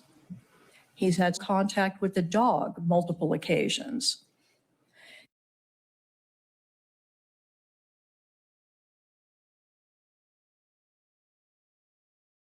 Those photos are now who knows where in the online world being utilized by everywhere. Now, Mr. Christensen has explanations for all of this. No one has been able to prove that he was actually chatting with children. That's true. Chatting about sex isn't illegal. That's also true. And it's all just fantasy. Now, again, it's true that Mr. Christensen is not being convicted of any crimes other than these 3 third-degree felonies we're addressing today. But people generally don't fantasize about things they don't want to happen. They fantasize about things they hope and dream will happen, like winning the lottery or dating a supermodel. These chats show us who Mr. Christensen truly is when he's home and thinks no one is watching. And that, in my mind, presents a significant risk to the community that is not taken into account by the pre-sentence report. Mr. Christensen has submitted a letter from Suncrest Counseling indicating that he has begun treatment and that they think he's a very good candidate for outpatient therapy. But a close reading of Dr. Hawk's psychosexual evaluation, I think, indicates otherwise. Dr. Hawk says that Mr. Christensen is still somewhat in denial about these charges, blames others for the bad things that happened to him, and denies problems with himself.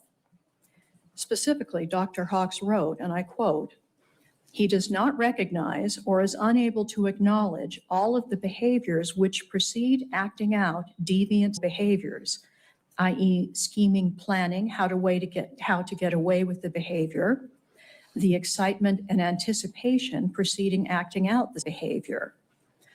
Knowing and understanding that he is the one who thought about, fantasized about, and found a way to make the behavior happen is critical to learning to control deviant behavior.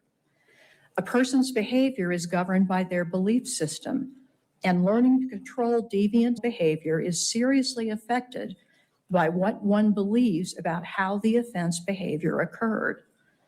In this client's case, it was found that he has explanations that keep him from being able to accept that he is the one responsible for his sex deviant problem." Dr. Hawks concluded, "If treatment is considered, this would be an area of concern as his explanations keep him from accepting full responsibility for his actions. And he is not likely to view psychotherapy as an important option for him at this time." Now, Mr. Christensen did pass a polygraph test, and he reports that he needs and wants counseling to control his behaviors. And Dr. Hawks concluded that he was a below average risk with the safety measures that Dr. Hawks suggested. But that simply isn't a risk that I'm willing to take.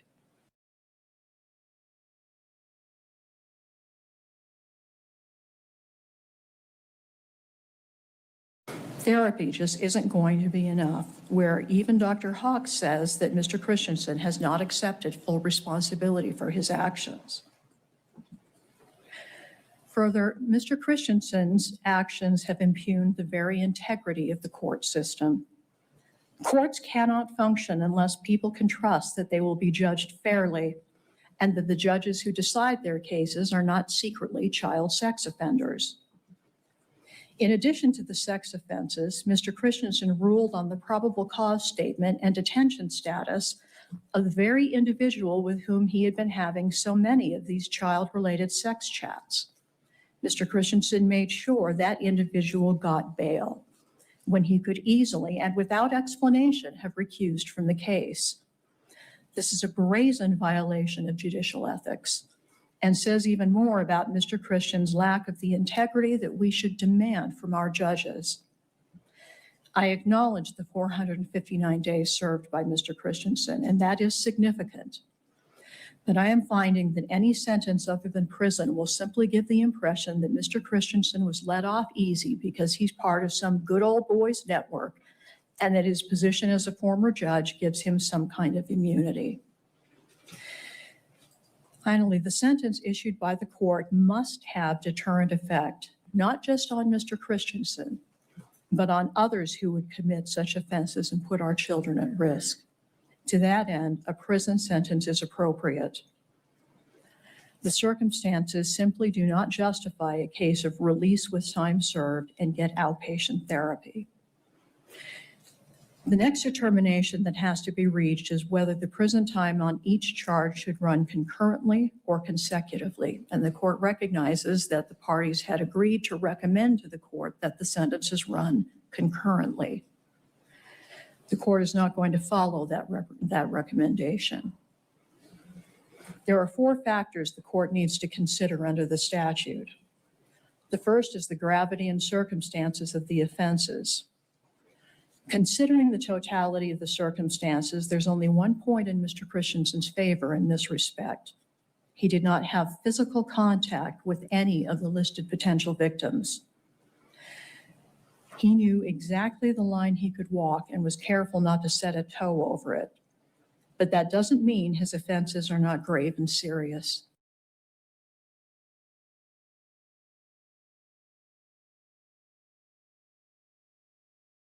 Demonstrate that Mr. Christensen has little regard, if any, for the safety and well-being of the very children he should be protecting. The next is the number of victims.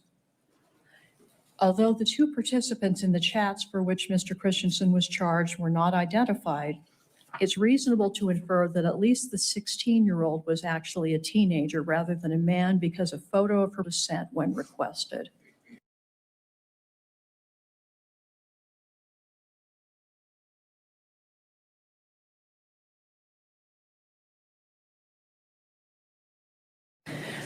The next is the history, character, and rehabilitative needs of the defendant. Mr. Christensen has no criminal history. His public character is excellent. He was a respected member of the community, attended his LDS ward, and held a position of trust as a judge. His true character, though, was revealed in the online chats that demonstrated a deviancy and interest in female children. Maintaining the public facade while living this secret life speaks volumes about Mr. Christensen's true character. As to his rehabilitative needs, he clearly needs treatment. We are not a society that throws people away when they commit a crime. But treatment is unlikely to be truly effective until Mr. Christensen can fully accept responsibility. And according to Dr. Hawks, he isn't there yet. And as Mr. Memmott pointed out, they do have excellent programs for sex offenders in prison. Based on the court's analysis as set forth, Mr. Christensen is hereby sentenced to 3 terms of 0 to 5 years in the Utah State Correctional Facility to be served consecutively.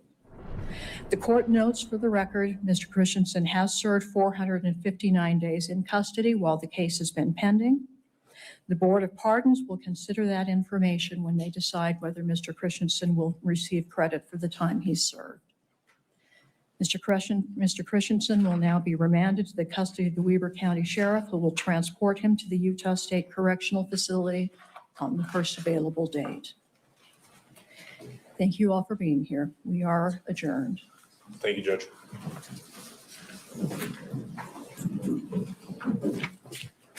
Now, the judge did her job. She sentenced him to the maximum that the legislation would allow for, 0 to 15 years. Ironically, the exact same age range as to which he desires his victims, 0 to 15 years. And now, what does that really mean? Well, what that really means is exactly what you heard. It really means that he's going to spend 0 to 15 years in prison. It is up to the parole board. And for those of you who are not so familiar with this channel, or maybe new, we used to cover Utah parole hearings. We actually have on record thousands of Utah parole hearings, having covered hundreds. And there was something that we saw when covering the Utah parole hearings that shocked us, that stunned us. And that is that they are the most lenient state, maybe only second to Iowa, when it comes to crime. You see, they'll hand out long sentences, 0 to 15, or even 2 to life, but they parole. They parole left and right, left and right. We have seen the worst serial habitual PDF files get paroled after serving just a year in prison, even less. So it will go to the Utah Parole Board, and I imagine that he will probably have a parole hearing in just a couple of years. And Utah did not like that we were covering their hearings. They did not like that we were exposing them. So they actually made some changes, but we will do our best. Or I believe that KSL, who recorded this hearing, will make sure that they get press coverage of the parole hearing. And I truly do hope that KSL does not copyright claim this. I already know that this is going to get demonetized on the YouTube algorithm and whatnot because of all of the words, the vile words that were used. So, do your thing to help let this be seen by as many people as possible. It was interesting, right? When the the defense attorney, he gets up and he doesn't use any vile language because he wants to make it seem like this is no big deal. It's just what we do behind the keyboard is really not a big deal. You shouldn't look at him as a judge and hold that against him. That's not what the legislators want to say. He's really not a bad guy. You should actually let him out with time served. What an insult. These attorneys, it's like I get that everyone needs a defense attorney, but there's something that these PDF files, they attract defense attorneys that love their job a little bit too much. They like defending these PDF files a little bit too much. I mean, how can you truly believe what you are saying? Can you imagine a world where they would have let this judge out with time served? And I want to tell you that I don't like this. I don't like this sentencing at all. Now this judge, she did what she could do. She did the maximum, but I don't like the prosecution in this. To me, it smells like rot. Imagine if you are a prosecutor and you find out that a sitting judge, was doing all of these vile, disgusting things. Not only that, but the judge makes sure to sit on the bench and then give bail to the fire chief. This judge is trying to manipulate justice. This judge that wrecks it for everybody, that actually validates all of our fears. We always joke in the comments section. We joke oh, well, he must have gotten a light sentence because of that judge. And then the PhDs will tell us, no. No, you guys don't understand. It's not true. He's a low risk on the static 9-9. It's nothing to do with the judge. He's not going to reoffend. You guys don't know anything. You're just sheeple. But then when we can see the judge and we can point and we can say, wait a minute, look, we're not crazy. It's true. Why would the prosecutor not sentence him, not charge him with all of the charges? Why would the prosecutor drop 3 of the second-degree felonies? If the judge serves all 15 years, which I guarantee you he will not, he'll be 80 years old when he gets out. And I promise you they will consider him a low risk on the static 9-9. And I don't know what his registration requirements are going to be either, if at all.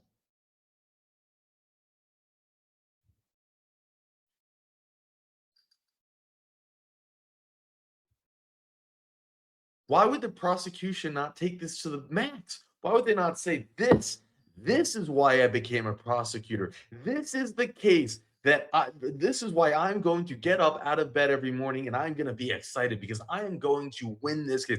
I'm going to take this to trial and you can't lose. The worst case scenario is that you get what you got now. You charge him for all the second degrees, the third degrees, and then the jury finds him guilty on this and not guilty on that. That's the worst case scenario. And it's because they don't care from the prosecution down. It is a big boys club, isn't it? Like the judge said, we don't want people. Well, then why did you drop the charges? Even the audacity of the defense attorney said, well, we don't even know that there were victims. We traveled to that state and the victim didn't, they said it wasn't me. It's like, well, there are so many scenarios for this that it wasn't me.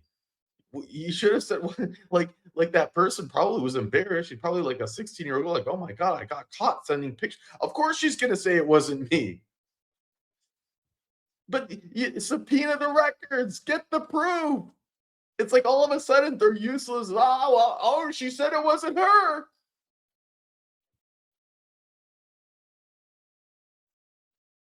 Prosecution, they could be so lazy at times, I'm telling you. I mean, they did a good enough job, I guess, getting him to begin with. And again, remember how it all started. The fire chief. The fire chief is caught. This judge makes sure to be the one that does the bond hearing, lets him out. He then gets caught again. We'll go over some more. That we'll read it through it so you can hear it from the record itself, right? But I'm not done with my little rant. And then think about this from the judge's perspective. I'm going to get some pleasure in this. Maybe you will as well. Just to think about how what the terror he has to go through when all of a sudden he sees in the news, he says, "Oh my God, the fire chief, the guy that I have relationships with, that I fantasize about being a PDF file with, he got caught. Oh no, what am I gonna do?" He even goes and gets a new phone. He had all the time in the world to make sure that none of his devices had content on it, which he did. I mean, it doesn't take rocket science to make sure that none of your devices are when you have a weak heads up, right? And the defense attorney's like, they didn't even find anything on his devices. Well, no kidding. Why didn't they charge him? Why didn't they charge him? You see, a strong prosecution would have charged him probably with destroying evidence. They probably could have thrown in more charges like that. You think it would have been that hard to prove? Oh no, he just happened to get a new phone. And his old phone happened to disappear. It's because I'm telling you, they are. It is a big boys club. The prosecution didn't want to put the pedal to the metal. We have all seen cases when they want to put the pedal to the metal, they don't leave a single rock unturned. They will put a 3-year-old on the stand in a murder case. So yeah, they could put a 16-year-old on the stand to put a judge away.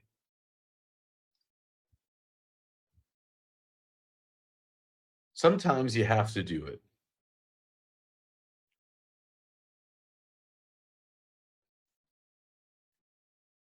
Anyways, you heard the things this judge did? He would get himself off in his daughter's pancake batter. The daughter was adopted. She came out. She spoke out against the adopted father. She's the only one in her family that we have record of that is standing up against him. This judge's wife will stand with him, and we see that all the time. That is not a shock to any of us who's used to these hearings. They always find enablers. And to think the idea that he most likely, I mean, not most likely, in my mind, guaranteed he adopted that girl so he could vicariously fantasize about her from the age of 0 to 15, which he did. He would literally do that to her pancake batter. The man of the year. Always the man of the year, isn't it? Award. Can you imagine? You just can't make this stuff up. He would have his dog, do things to him. This is not a normal human being. This is a demented monster, a lizard humanoid, a cockroach. Worse than all those things, frankly. Hiding behind under the cloak of a judge.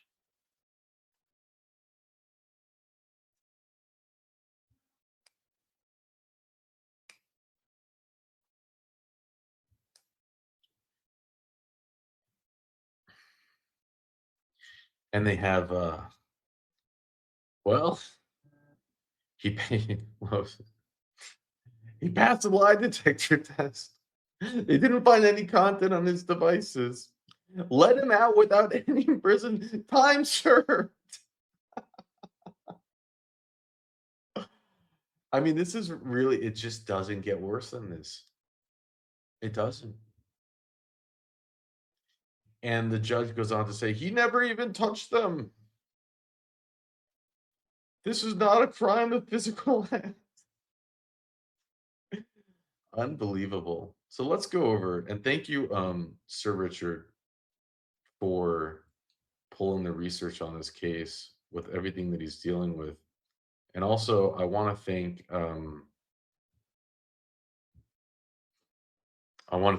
Tina. Tina sent me this case and said, "Man, you got to cover it." And you guys, if you ever see a case that you want me to cover, send it with as much context as possible, so it's easy for me to wrap my mind around it. And it's deeply appreciated. Let's go over to the article. Once trusted judge, he's now headed to prison for explicit online chats. The Ogden judge, and by the way, you know, I don't know if you guys know this, I lived in Utah for a little bit. I love that place. I had no idea it was riddled with so many PDF files. There are so many PDF files there, and they are so light on crime, and it has to do with their light legislation. Which is another thing we can talk about, how insane their legislation. Can you imagine that you can commit these acts, and in Utah, it's a 0 mandatory minimum? Even in like the more left-leaning states like Connecticut has longer minimum sentences in their legislation. It's up to the lawmakers. Lawmakers need to, it's so easy. Just write it on a piece of paper and vote it in. No one's going to object to making a minimum sentence for chomo crimes, but they don't do it. And you got to ask yourself, why don't you do it? An Ogden judge sentenced Kevin Christensen to maximum penalty, saying he involved children he knew in his dark fantasies. And this is written by Jessica Schreifel. Thank you very much for writing this wonderfully written article with the Salt Lake Tribune. So Kevin Christensen had been a trusted man in Box Elder County. He was a justice court judge for decades, a beloved grandfather, a devoted church member. But he held a dark secret. He had chatted online about his attraction to little ones and had charged conversations with users he thought were little ones. He sent ordinary photos of a young family member and images of girls in his Latter-day Saints ward directory to others as they shared fantasies about their children. So look at this. He sent ordinary photos of young family members and images of girls from his Latter-day Saints ward directory to others. He's literally distributing, like, you can't, like, why would the DA not charge him with everything? Christensen online conversations came to light last year as the FBI investigated another man for possessing this material. And by the way, the fire chief so far is taking it to trial. Now, oftentimes they'll take it to trial on the last day pull out, but as of now, he's taking it to trial. It's going to go to trial. Let me check Sir Richard's notes, because we'll cover that if this video does well. He is due in court. Actually, I don't see where it is here. I don't know when he's due in court. Sorry. I think it might be next month for some reason, but okay. Who is Tremonton's fire chief? Authorities say that while investigating Hansen, the fire chief, they found chats between the two men describing their fantasies. Hansen was arrested last January, and Christensen, as a Box Elder County justice judge, allowed him to post bail. The judge was arrested weeks later. Again, think about what he was going through in this. He's like, oh my God, my lover's arrested. They're going to be going through his phone. What am I going to do? Okay, so he gets up and he runs and he gets rid of all his devices. He burns his computer. He's probably sitting there in the backyard digging this hole, right? And he's dropping the stuff. He's dropping things in acid. He knows he has just like a little bit of time because he knows they're going to find the conversations. And the whole time he's thinking, should I recuse myself? But he knows if he recuses himself, that his lover maybe will sell out the judge to get a light sentence. So he thinks that he's going to go get bail. Also, he probably thinks if I give him bail, maybe he'll be able to hide evidence. I do get pleasure in thinking about him worrying for those two, waiting for them to come banging down his door. Christensen, 65, pled guilty in April to third-degree felony charges, admitting that he shared explicit photos of his body on online chats with two users he thought were teenagers.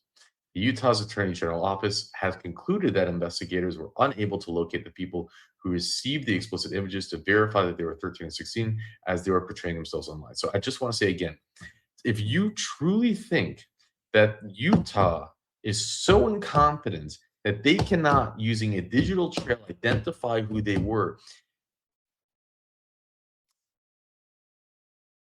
I don't know. It's hard. It truly is hard for me to believe that. Are they outside the country? No, they already said that they knew which state it was. The defense attorney said they traveled to that state to see, and they contacted a person. The person said, it wasn't me. I don't know. It just seems weak to me. On Monday, as a former judge faced his own sentencing from the second district court judge, Catherine Coughlin, he cried. He apologized to his family and those who trusted him. He betrayed the public trust of the judiciary. So I was wrong. Wait a minute. Christensen, the fire chief, fled guilty. I don't know. I'm getting was investigated by another man. Agree Hanson. No, okay, never mind. I get confused with the names. We're going on the same thing. Okay. People who received the explicit images. Okay. On Monday, as the former judge faced down his own sentencing from second district court judge Catherine Coughlin, he cried and apologized to his family who trusted him. He betrayed the public trust he said to the judiciary. The sorrow I feel is truly beyond words, he said. My heart is broken and I see how this has affected my family. Shut up. How is it broken their hearts? He's a lizard humanoid. He means nothing. I mean, think about just the absolute depravity. Conklin handed down the maximum sentence up to 15 years to the state of Utah, saying that anything less than the prison would give the perception that Christensen was being let off easy because of some good old boys network. And I still believe that the prosecution treated him as if he's part of some good old boys network, or maybe the PDF file network. Mr. Christensen had no problem pulling girls from his ward and his young family members into his dark fantasies, Conklin said, adding that the impunged, I don't know, the integrity of the court system. Impunged. Conklin added that it was a brazen violation of judicial ethics for Christensen to grant chief bail someone he knew he was having explicit chats with online. He could have quietly recused himself, Conklin said, and stayed out of the case without implicating himself. Utah's parole board ultimately decided how long Christensen will stay in prison. Defense attorney Ryan Bronchell had asked that Conklin release Christensen on probation and into a therapy program, noting the former judge has already spent 459 days. Come on, that is so tough. If you're complaining about being in solitary confinement, just don't. Okay, you can leave solitary. Go. Is that a problem? That you don't want to be in solitary? All right, let's go. You can leave solitary. You can go to general. But Bushnell noted that the investigation never found any child materials. Oh, well, yeah, because he got rid of all of his devices like a week before. The evidence investigators did find that Bushnell said was highly inappropriate chats. The cold hard truth, because the chats are not on the devices, they were through whatever subpoenas they got. The cold hard truth of this case is that while Mr. Christensen was engaged in these chats, he never received, the defense attorney argued, he never touched a single person. Okay. Bushwell noted that the legislator and Utah Sentencing Commission has suggested that a defendant convicted of the crimes admitted to should receive 120 days in jail. He asked, you see how weak they are on this type of crimes? So they're really insane. He and Conklin followed that guidance and ignored the client had been a Justice Court judge, argued that none of the inappropriate conversations happened while he was on the bench. But Assistant Utah Attorney General Austin Memmott had argued for prison, saying Christensen used his unique position as a judge to manipulate the system and was a risk to children everywhere. And I do have to give uh, this ADA a round of applause. He did do a wonderful job arguing. I rather enjoyed all of it. He's a risk to children and his family and the church, those in encounters online. Everywhere this defendant goes, he is looking for children. He is 100% true. Conklin, the judge agreed, while the chat may have been a fantasy, said that the people generally don't fantasize about things they don't want to happen. Mic drop. These chats show us who Mr. Christensen truly is when he's at home and thinks no one is watching. After the sentencing, Utah Attorney General Derek Brown sent a statement noting that Christensen was a sitting judge when he was committing these crimes and had a sworn oath to uphold. Today, he is a convicted felon, he said. No one is above the law, and this office will keep proving that, except, and it's not this ADA's fault, but I still believe the district attorney who makes the decision should have made it his crusade, his mission to charge and take this judge to trial. And that's when else would you do it? Henson, the former Trenton fire chief, has pled not guilty. Okay, so I was right, to 8 first-degree felony charges, alleging he distributed child essay material to others online. He is also charged with aggravated essay of a child, and prosecutors have accused him of essaying a girl who he held a position of trust. He's expected to be in court in early July. Oh, I was right, guys. It is next month, July. So we'll cover that case. We'll cover that. We'll see what happens. We'll see if he, a lot of times in these situations, they wait to the last second to go to trial and then they do a plea deal. We'll see if this DA has more of us. I think it will show the true cards, right? Are they going to, or they very often don't go to trial. They like doing the plea deals because they don't really have a spine. They don't really do it for the right reasons. They're journeymen, They like to do this and then, run for office somewhere else or open a law firm. That's what I've seen. Anyways, thank you, Sir Richard, for the research. And we actually have a case out of Utah that we're going to cover soon. We're bringing back Blast from the Past. There was a horrible, horrible monster, and he did the worst to his family. And we covered 2 of his parole hearings. And they paroled him. He also had like a 0 to 40 or something. They paroled him after a couple of years, even though the family is there on the parole hearing crying not to let him out. And guess what he did right away? Oh, he hurt him bad. And now he's going back to prison. So we're going to expose all of that very soon. So make sure you check out the Utah playlist. And with that, I'll let you go. The amended information that was filed in March of 2025 initially charged Mr. Christensen with 6 second-degree felonies and 2 third-degree felonies.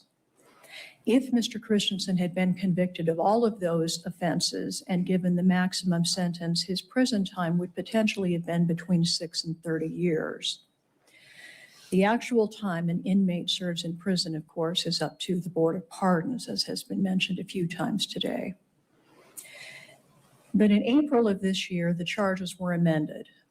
All of the second-degree felonies were dropped. The new information listed only 3 third-degree felonies, and those are the crimes to which Mr. Christensen has pled guilty.